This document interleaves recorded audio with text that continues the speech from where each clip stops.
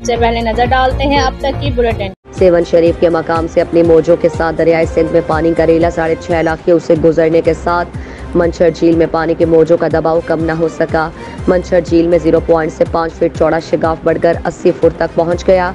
मंछर झील का पानी बड़ी तेजी से आबादियों का घेराव करने लगा, जो ताल्लुका सेवन, भान सईदाबाद, ताल्लुका जोही और दादू खुदाबाद की कई यूनियन काउंसिल और देहात, जिनमें 0 पॉइंट के करीब union council Wahar, union council Bobak, union council Dal, union council Chana के दर्जनों छोटे बड़े देहात शामिल हैं। मकामी लोगों का कहना है कि सैलाब से मुतासरा इलाके के लोगों को अब तक रेस्क्यू नहीं किया गया, जबकि इंडस हाईवे पर दानिस्तर का पुल टूटने से हमें काफी मुश्किलात का सामना करना पड़ रहा है।